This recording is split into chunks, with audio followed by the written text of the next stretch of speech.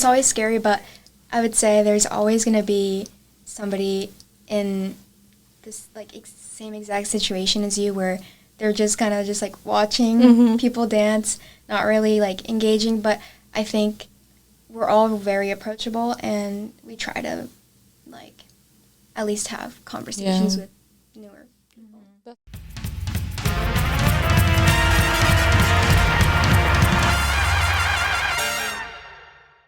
Hey Wildcats, it's me, Nicole Camacho, and you are currently listening to UAZ Podcast. I'm here with my colleague, Rebecca Ursule. Today we have two very special guests, America and Adayani. So please introduce yourselves, tell us what you do, what you're majoring, and if you're part of any organizations here on campus.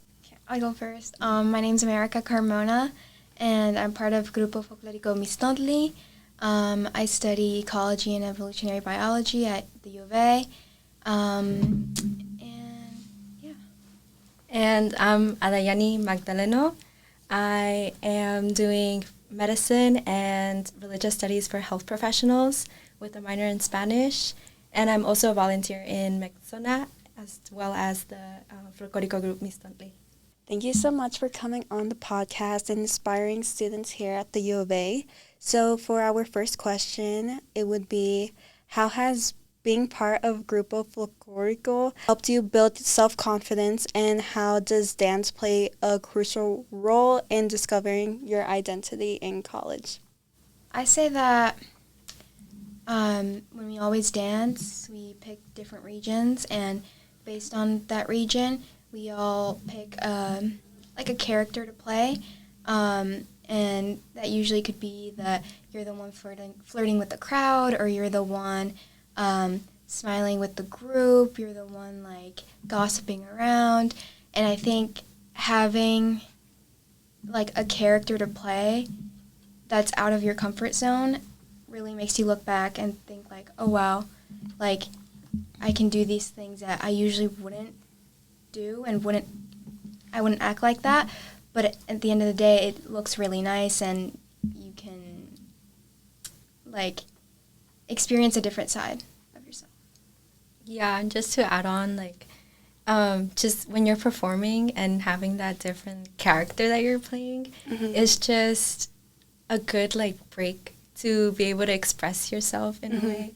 And it definitely does help your self-confidence. Like, when you look back at the videos, you're like, oh, wow, like, I can do that. Yeah. It's really cool. So you guys talked about playing a character while dancing. Do you play that character while you're in class, or just dancing, or just random times just to get that confidence and being in that mindset to be more confident in front of people? I usually on stage is, believe it or not, where I feel most comfortable playing, like, another version of myself.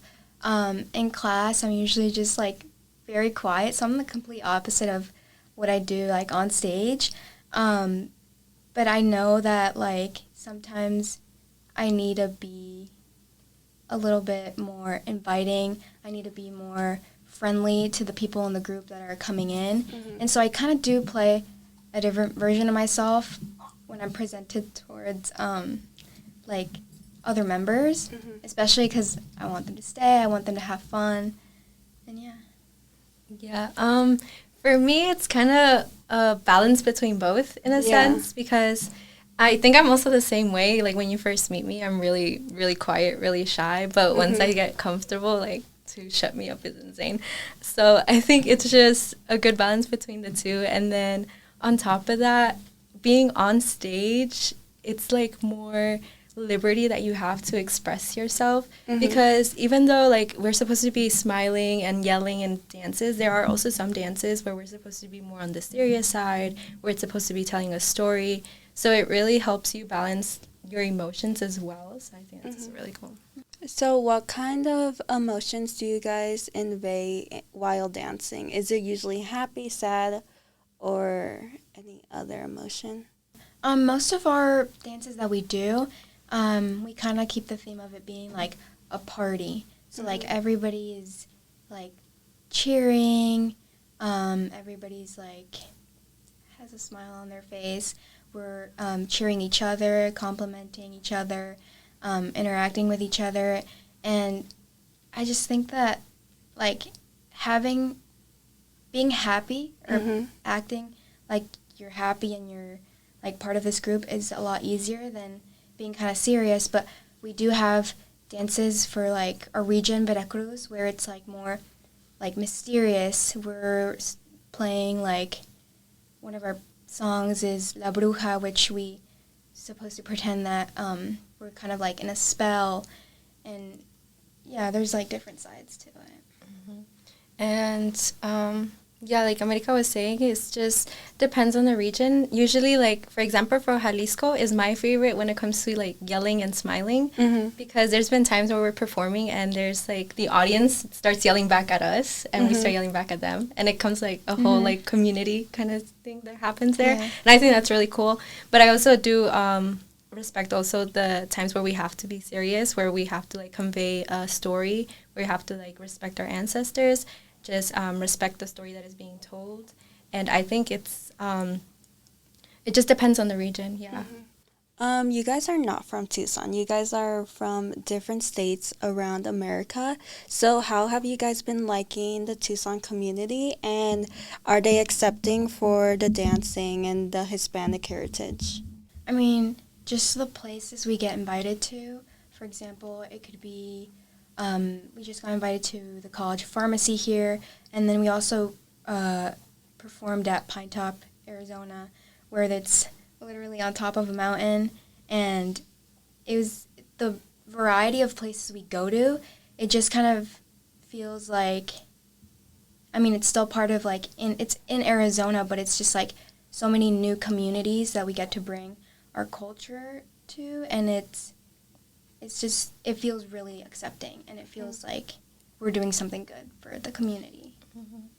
And then there's also our most recent performance that we had was at the halftime show for the football game, and I think that was probably my favorite so far, just because not only, like, are you in a whole different state, but there's other people that are also traveling to come watch you. And then just to, like, look up and see the amount of people smiling and recording and everything is just really nice to see how, like, come together Tucson can be for events.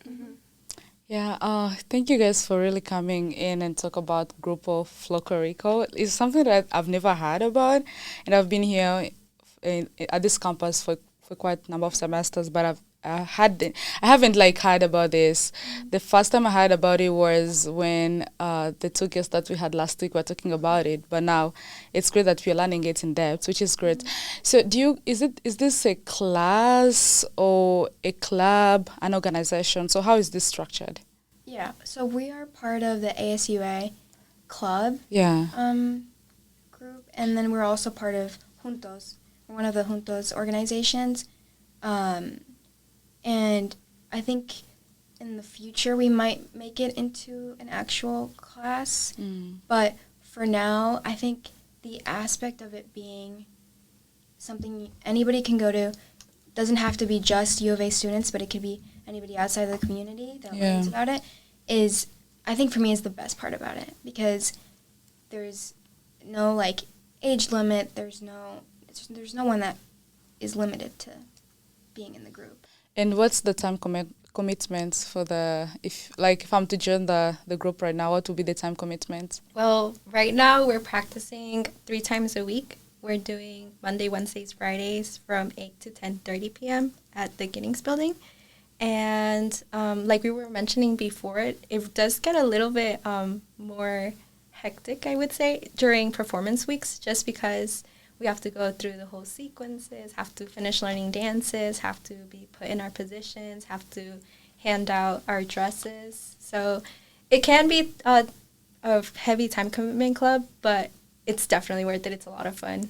Is it easy to learn the dance? Like, I have never done those types of dance before, but I love to dance, and I love it when I see people dancing. So is it easy for me to learn something new like that? Yeah, I think the reason why we have a lot of people that are newer that come into this without any knowledge, without any experience, I think the reason why some of those people are very successful is because of our choreographers, Joel and Jessica. They both dance in a different company of outside the U of A, and so they bring in experience and dances from there. And then we also have choreography from past performances and past teachers and choreographers. And then also just, like, some of our, like, newer people, like Isda, she actually did Folklórico. She's from Mexico, and she has taught us newer dances. And I think just the fact that anybody can teach brings so much experience and so much into the group. Yeah, and speaking as someone that had, like, zero folklorico experience, zero dancing experience, like, my whole life it was always sports, soccer, that was my thing. Yeah. So coming to this club, I didn't know anything. Like, I felt lost. But what I really did enjoy about the club is, like, the first hour they dedicate to learning the basic steps. So we'll do an hour of warm-up and then, like, very common sequences that are found in dances. And then the second part of the practice is building on top of that and then starting to learn choreography. So as someone that has never danced, I think it is pretty straightforward. As long as you're there, you're dedicated, and you make sure that you give it your best, I think you'll be fine. Yeah, that's great if they have that first hour to teach the basic steps, because I'm someone who loves to dance, but, like, I really don't dance a lot, so I think if I join that group, it's going to be, like, a challenging for me to start learning from the basics. Yeah. Yeah. What other sports have you played before? Because you mentioned you were part of sports. Soccer was my main thing, but I also did volleyball and basketball and badminton in middle school. Like, I was all over the place when it came to sports. That's great. So the both of you are students, and we know how that can be overwhelming. How has being part of dance helped you find your groove and navigate the challenges of academic life?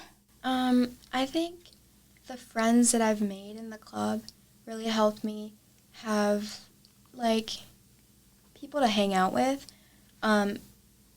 If we don't, like, have practices or we don't have any performances, we can still do things outside of school, which is really, it helps, like, not be too overwhelmed with work.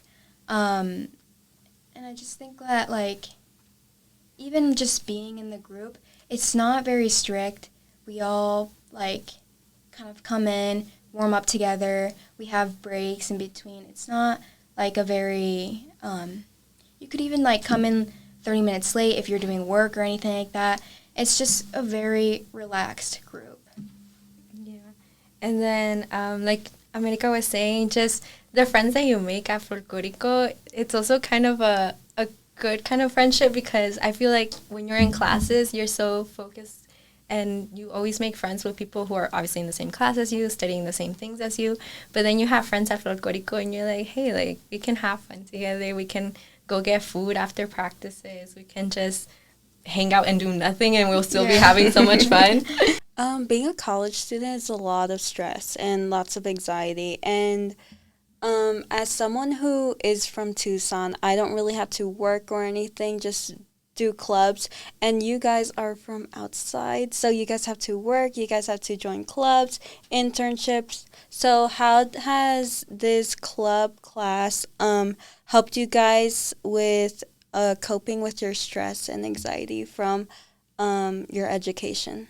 Well, for me, I'm a double major, so I really do have a lot of academic stress at times. Yeah. But I'm also a really big believer of, like, your body holding, like, tension and stress. And I think that's why I also love Folklórico, because not only is it footwork, but it's also arm work. So you're really moving your whole body. You're even moving your head for some steps. Yeah. And every single time that you are practicing or at the performances, just being able to move every part of your body kind of grounds you back to yourself. Like, okay, I'm in control of what I'm doing. I can control the way I feel. I can control the way I want to demonstrate X, Y, and Z. And overall, it's just really nice to be able to have some sort of outlet where you feel like not everything has to be school, work, and so on and so forth.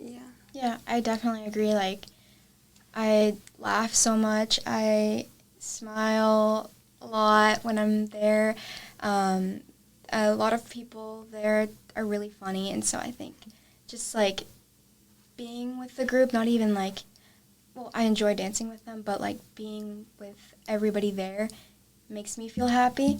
and my academic battery kind of resets. Yeah. So it's not as...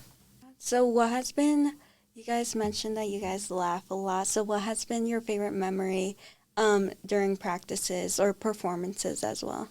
So what has been, you guys mentioned that you guys laugh a lot. So what has been your favorite memory during practices or performances as well? I would say, I mean, a lot of the performances we go to, they're not, I mean, we need a stage, we need music, we need people getting there, being in full makeup, hair. So a lot of the times it's not perfect. Yeah. We get to the event and we see the stage and it's a lot smaller than we planned. And I think the fact that we've been through like these little like ups and downs that we can look back on and laugh, I think that is like the best part. For me, probably something that was kind of funny that happened to me was recently at a performance. There's a step where we're jumping and you have to bring your arms up and your leg at the same time. And I felt my shoe kind of slip off, and then I slipped a little bit forward, but nobody noticed. You can't really tell with the big dresses. And then after I realized that, I don't know how my shoe unclipped. And it was so weird because it's like a belt-like kind of shoelace, so I was so confused on that. But I don't know, it was just funny to see how I slip in the video. Yeah. So what inspired you guys to join this dancing group? For me, my first year, I'm a sophomore, so last year I saw them at one of the club fairs, and I just saw a really pretty pink Jalisco dress, and I was like, I didn't even know there was Folklórico here, and then I went up to them, and then I brought in my boyfriend, actually, who also doesn't know anything about Folklórico, so we went together, and then I met new people like Abby, and yeah, I don't know, it's just like through the club fair. Was it something that you loved to do before? I've danced before, but I've never danced this style before, and I just think that a lot of people would say that Mexican Folklórico is a lot more freer or just like less strict because I've done ballet, and so that like change. Yeah. And then for me, I actually found out about them my freshman year because of a Mexican music course that I was taking as a gen ed. And one of our assignments was to go watch them at Tucson Meet Yourself. And that's when I first saw them perform, and I was like, oh, wow, that's really cool. But I didn't put, like, too much thought into it. And then I saw them again for the Hispanic Heritage Month at the halftime show as well. And then I saw that they said that it was a club at U of A. I was like, I didn't know it was, like, a club. I thought it was something maybe associated with the university. But then I did a little bit more digging, and then I was like, you know what, I'll just go to practice my sophomore year, and then I've started from there.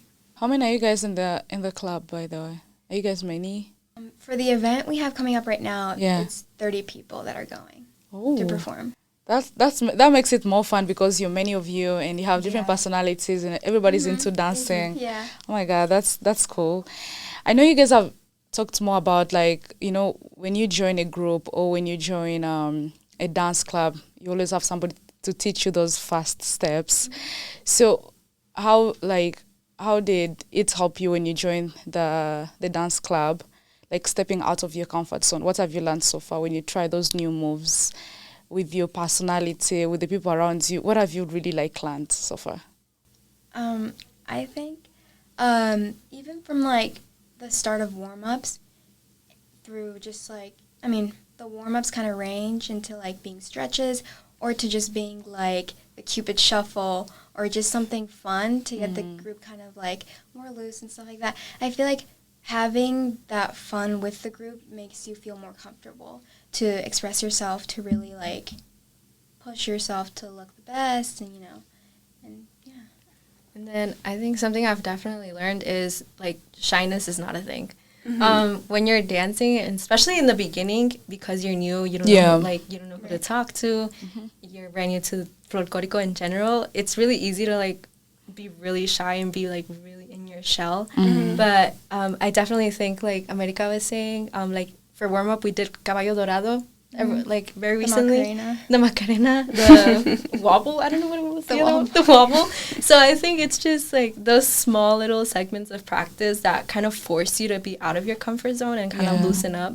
That teach you that shyness just doesn't work around here. Like you just have to be open, have to be able to express yourself and not care about anything else. Yeah, and I think it's also bring a sense of a community and kind of like a family as you grow together. Since you've been there, part of it like for a year. I know you have more friends now. Like your community keeps on growing because you know this friend and she introduces you to another person, and so it becomes like a very big group. I come from a community whereby like when we go to school, we study together, and as we go back home, we all go back home together because we are. Usually our homes are not so far out from school, like a mile away, so everybody will just move on foot, and we all move like in a group of 20 people on foot talking, and it's really funny in a way that like this semester I have a class, it's Problem to Possibilities, it's a honor class.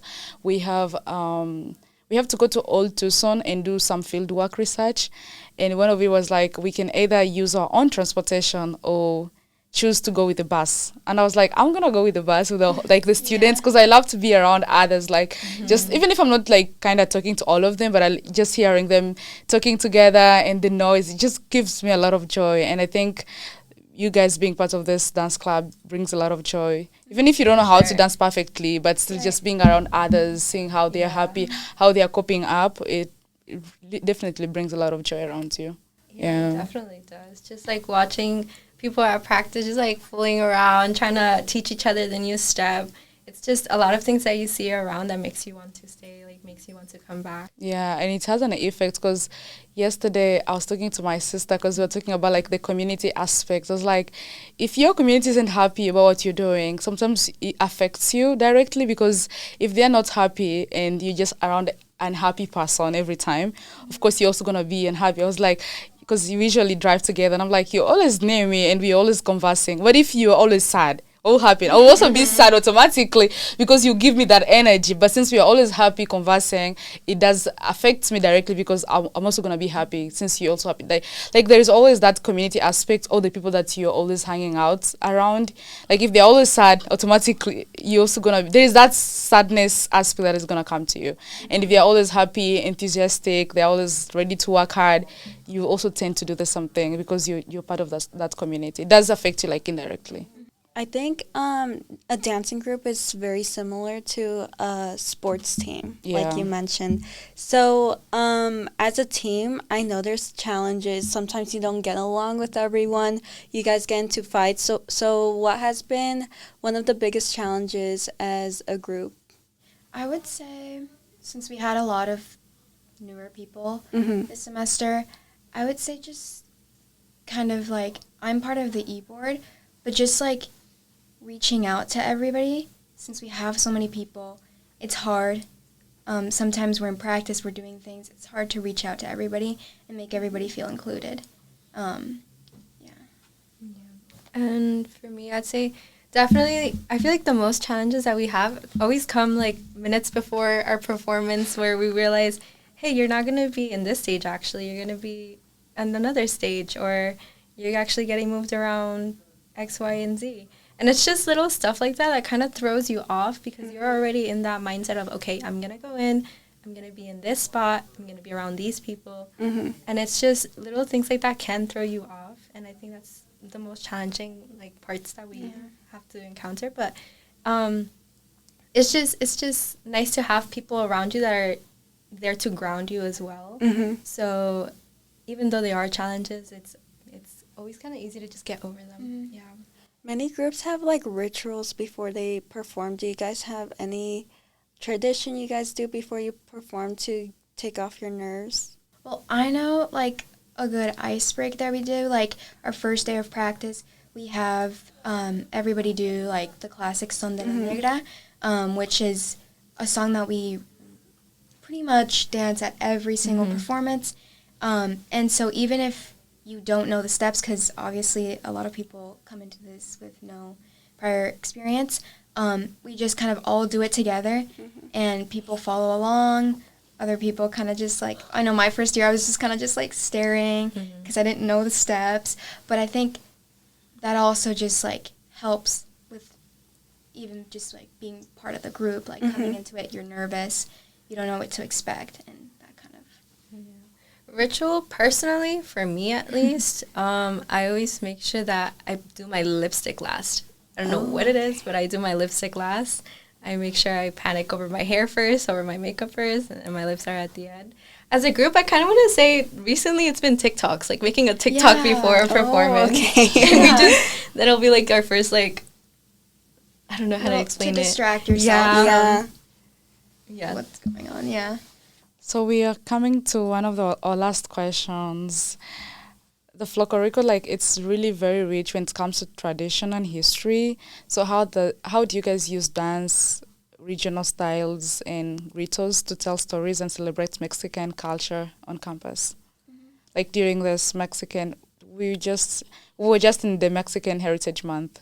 So how do you guys use your dance to celebrate those cultures? Well, I think it starts from even just vestuario, which is whatever dress that we wear, including like the hair pieces. I think they're all different based off regions, and every region has its own specialty, whether it's like a special move or a special hair piece or stuff like that. So I think just very small details like that really help you as a dancer come together and also represent your culture and the heritage. Even though you don't have to be Mexican, obviously, to be dancing Folklórico, but to understand, like, the reason as to why you have this hairpiece instead of that hairpiece, or why your dress is longer than usual, or why it has a different, like, accessory, it just helps it come together and really understand why it is that we're dancing this specific region. Because like we said earlier, there are stories behind some dances. And just being able to understand and kind of put yourself in that mindset where you can express yourself using the dress, using the hairpiece, using the makeup and all of that, I think it's definitely something. Yeah. For like expressing yourself, the gritos are a very important part of just kind of the vibe that we give out.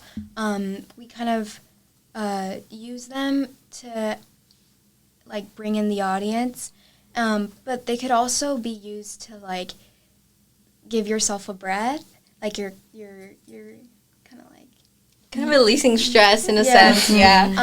But those recently, we've been performing for a lot of Hispanic heritage events. Recently we did a tailgating with the mariachi Arizona here, and we use gritos to kind of cheer them on, like compliment each other. It's just like a way to like kind of bring in the audience, get them excited for what we're playing, dancing. And also when it comes to dancing, usually there are songs being played.